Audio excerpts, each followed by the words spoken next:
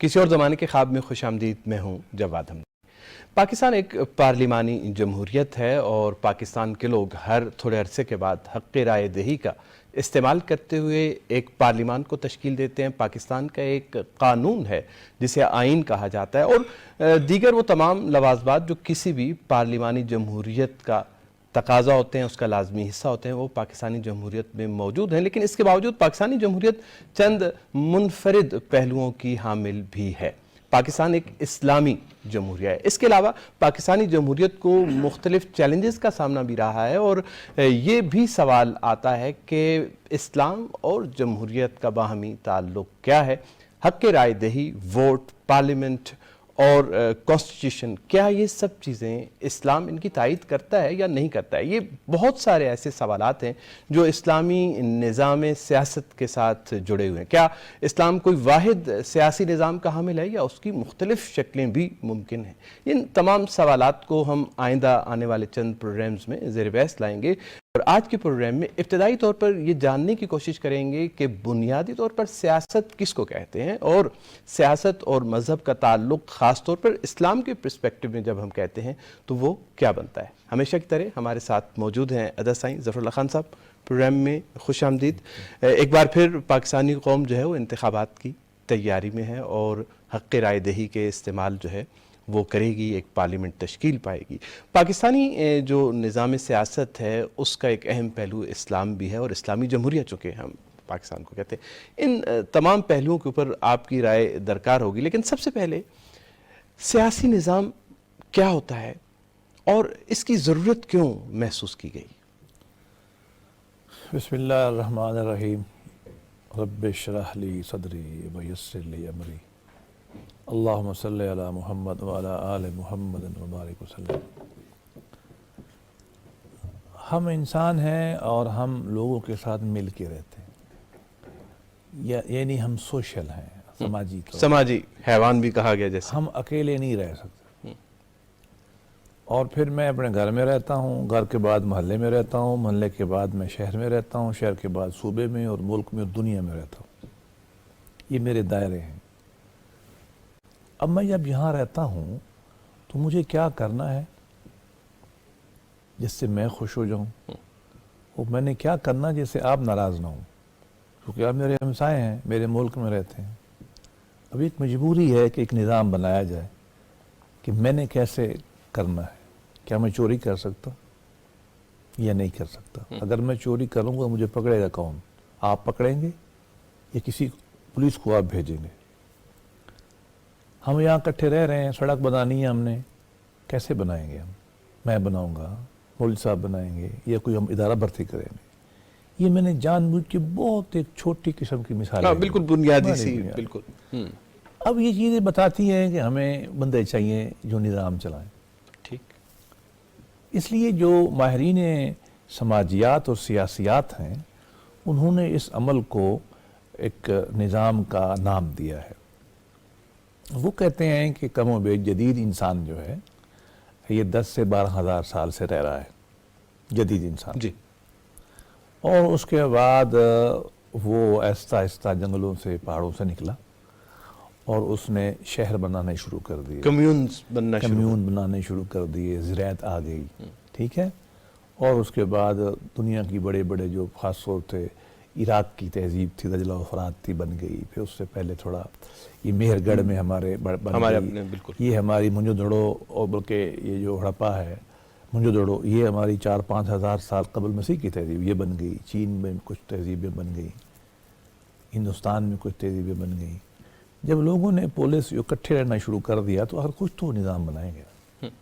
انہیں کوئی نہ کوئی ایک ایسا نظام ضرورت پیش آئے گا اس بنانے. جو بھی نظام وہ اپنی حیات اجتماعی کے لیے بنائیں گے، ایک کولیکٹیو کمیونٹی کے لیے بنائیں گے، وہ سیاسی نظام کرائے گا.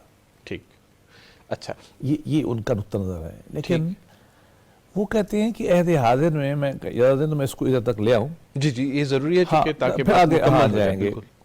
کہتے ہیں کہ یہ عہد حاضر کا نظام ہے، اس کے بارے میں 2 باتیں دیکھنے کی ہیں. ایک تو یہ ایوالو کیسے ہوا. 3 بڑے اس میں مفکر ہیں. ٹامس ہابس، اس کی مشہور کتاب ہے لیواتھیان، وہ ادھر سے ہم شروع ہے. اس کے بعد دوسرا بڑا جو مفکر ان کا آیا وہ ہے لاک، جان لاک. اور اسی کتاب کا نام ہے representative government, the second government, کئی اس کی چھوٹی چھوٹی کتابیں ہیں. اور second treatise on the government, اس طرح کا. تیسرا جو بڑا آدمی اس موضوع میں آیا وہ روسو ہے، جس کی مشہور کتاب سوشل کانٹریکٹ ہے، عمرانی معاہدہ، جو لفظ ہم آج کل بہت استعمال، عمرانی معاہدہ. ہاں جی، یہ وہاں سے آیا. یہ تینوں ملا کے ایک ہی بات کرتے ہیں تھوڑے فرق کے ساتھ. وہ یہ کہتے ہیں کہ انسان اسٹیٹ آف نیچر میں تھا، مطلب مار دھاڑ میں تھا، شکار کیا، اس کو مار دیا، اس کو کٹ دیا، اس کی زمین پہ قبضہ کر لیا. یہ ہوتا بڑے قبیلے نے چھوٹے قبیلے پہ قبضہ کر لیا، سفیدوں نے کالوں پہ قبضہ، چل رہا ہے اس طرح کا کچھ. شکل تھوڑی بدلی ہے انسانی فطرت میں. وہ یہی کہہ رہے ہیں، یہ فطرت یہ تھی. وہ سب سے زیادہ اس کی نمائندگی جو ہے نا ہابس نے کیا. انسان بہت بروٹ ہے، انسان جو ہے نا وہ صرف اپنے مفاد پہ کھڑا ہے، وحشی ہے، ہر وقت حالت جنگ میں دوسرے کو مارتا ہے، سبڈو کرتا ہے. یہ تمام چیزوں کو کنٹرول کرنے کے لیے ایک نظم چاہیے، ورنہ بڑا تکڑا آدمی ہوگا، غریب کو کھا جائے گا، چھوٹے کو قبضہ کر لے گا، سروائیول آف فٹسٹ ہو جائے گی. اس کو انہوں نے کہا کہ جب یہ انسان اسٹیٹ آف نیچر میں تھے آگے بڑھا تو لوگوں نے محسوس کیا کہ ہمیں کوئی نظم بنانا چاہیے. اچھا، یہ نظم دنیا میں 3 طرح کے رہے ہیں. یہ ایک بنیاد ہے، ہم اس کو اگر طے کر لیں تو ہمیں اسلامی نظام بھی سمجھ آ جائے گا، ہمیں پاکستان کا نظام بھی سمجھ آ جائے گا. وہ کی ہے، یہ چابی ہے جو میں اب گزارش کرنے لگا. کہتے ہیں کہ اس پورے زمانے میں 10-12 ہزار سے لے کر اب تک جو بھی سماجی معاہدے بنے ہیں، جیسے انسان نے یہ تشکیل دی ہے، وہ کم و بیش 3 طرح کی تھی. کوئی ان میں سے ایک آپ کو کرنی پڑتی تھی اکٹھے رہنے کے لیے، نظام چلانے کے لیے. چاہے وہ نظام انبیاء نے بنایا تھا، چاہے وہ فلسفیوں نے بنایا تھا، چاہے وہ وڈیرے نے، ایمپرر نے، بادشاہ نے، شہنشاہ نے، کہ خسرو پرویز نے بنایا تھا، چاہے حضرت سلیمان علیہ السلام نے بنایا تھا، داؤد علیہ السلام نے، موسیٰ علیہ السلام، فرعون نے چاہے بنایا تھا، جو بھی بنا نظام. اگر آپ دیکھیں تو 3 طرح کے نظام ہیں، 3 ان کی بنیادیں ہیں. وہ اگر سمجھ میں آ جائیں تو مسئلہ حل ہو جاتا ہے. اور ساری کنفیوژن جو بعد میں آپ کو نظر آئیں گی اس پوری ڈیبیٹ میں، وہ اس سے حل ہو جاتی ہے کہ وہ آپ کو ان میں سے کسی ایک کو کرنا ہے، اس کے علاوہ آپ کہیں کر نہیں سکتے. جو چاہے کر لیں، آپ کا اختیار ہے. مثلا حکمرانی اور سیاسی نظام کی بنیاد جو ہے سب سے پہلے دنیا میں جو بنی، پاور، اقتدار، قوت. جو بڑا آدمی ہے چھوٹے کو قبضہ کر لے گا، جو بڑا قبیلہ ہے وہ چھوٹے کو قبضہ کر لے گا، جو بڑا ملک ہے وہ چھوٹے پہ قبضہ کر لے گا. یہ دنیا میں سب کچھ ہوا. وہاں سے نکلے منگول تحقیق کرتے ہوئے نیشاپور کو، خوارزم کو، شیراز کو، اور سیدھے بغداد کا انہوں نے خون کی ندیاں بہا دیں، آپ کی لائبریریاں جلا دی. اور انہوں نے دنیا جو دنیا موجود تھی اس وقت، اس کے آدھا چوتھائی پہ انہوں نے اپنی حکومت بنا لی.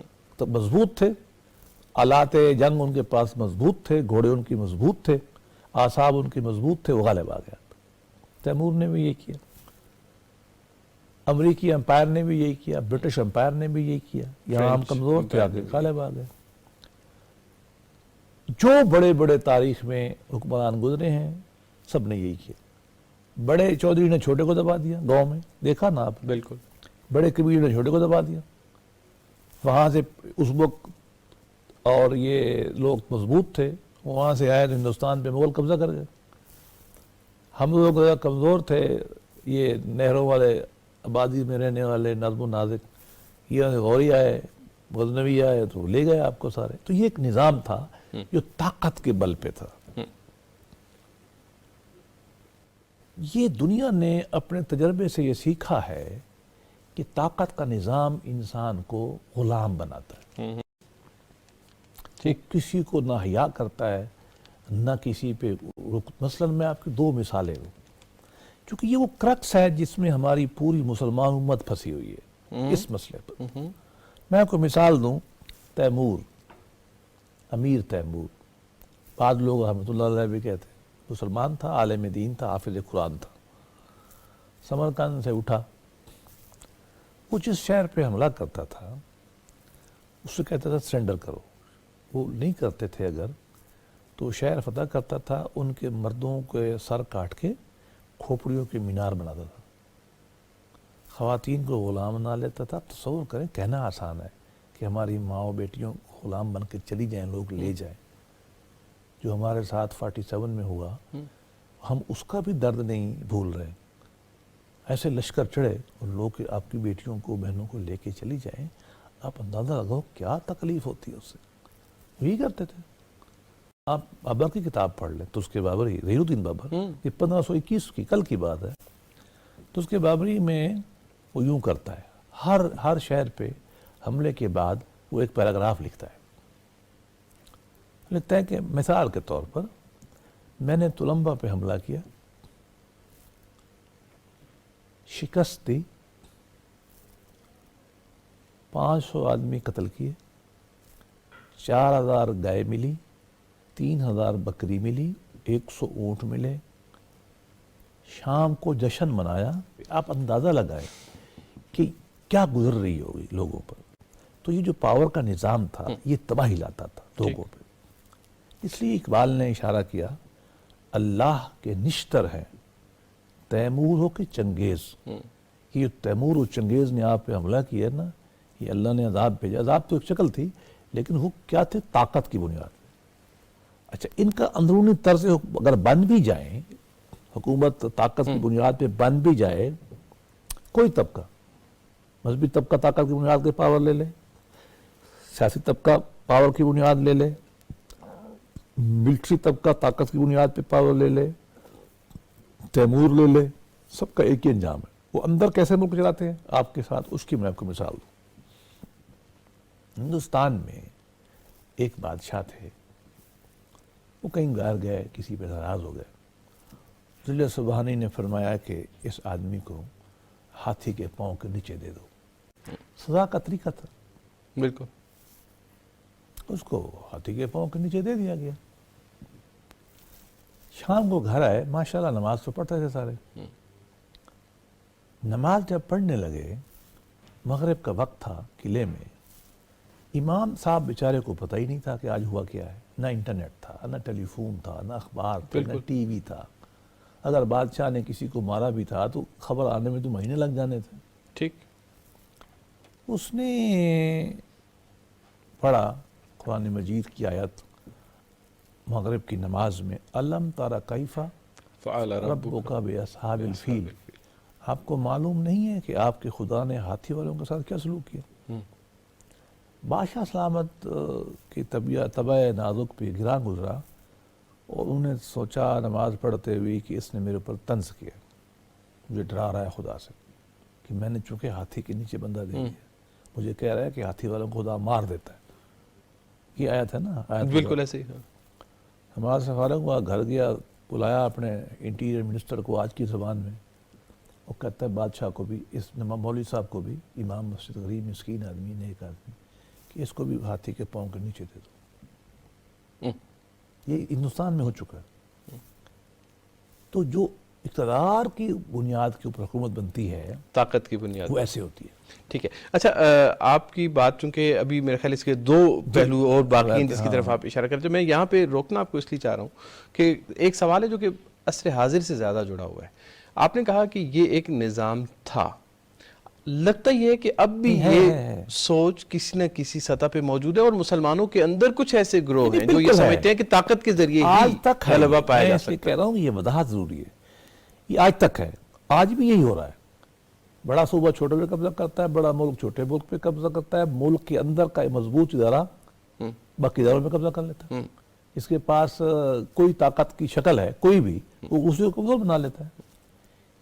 لیکن یہ پریمیٹیو ہے بنیادی. یہ جو نقطہ ہے نظر ہے کہ جس کے پاس پاور و اقتدار مل جائے گا, یہ دنیا نے مسترد کر دیا, اور اسلام نے تاریخی تجربے نے اور اسلام نے بھی اس کو مسترد کر دیا. ٹھیک ہے. ہاں, اس کے اوپر مجھے آپ کے دلائل بھی چاہیے ہوں گے کہ ہم آئیں گے بعد میں جب ہم مشہور کریں گے کہ حکومت اسلام میں حکومت کی بنیاد کیا ہے.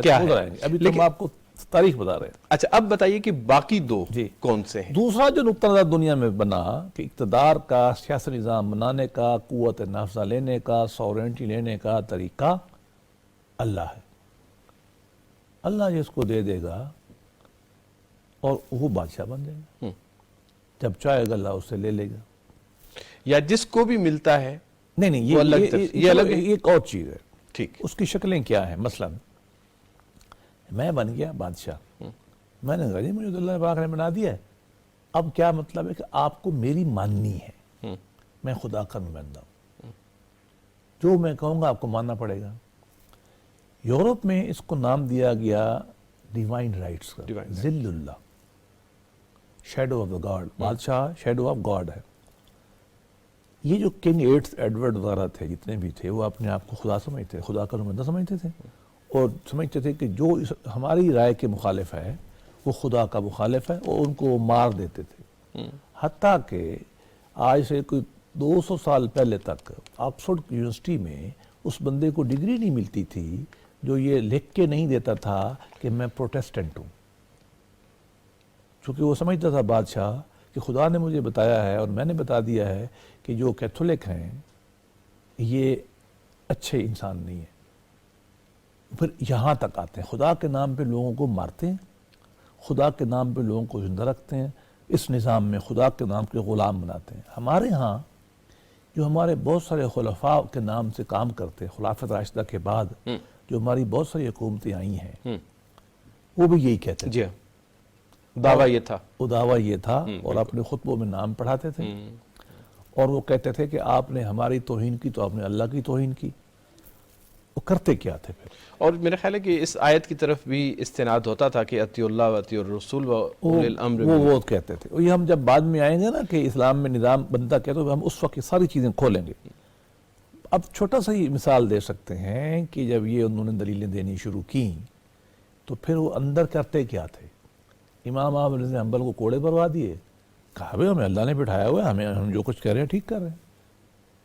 اور پھر اپنے بھائی کو بھی مار دیتے تھے، باپ کو بھی مار دیتے تھے، نہ کوئی نماز چھوڑتے نہ کوئی بھائی چھوڑتے تھے. یہ کہانیاں بنی ہوئی. جی بالکل.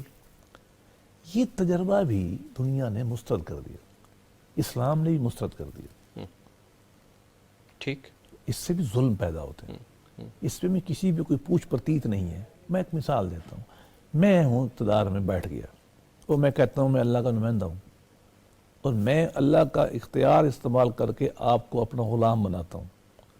میں 50 سال سے بیٹھا ہوں، آپ مجھے ہٹا ہی نہیں سکتے.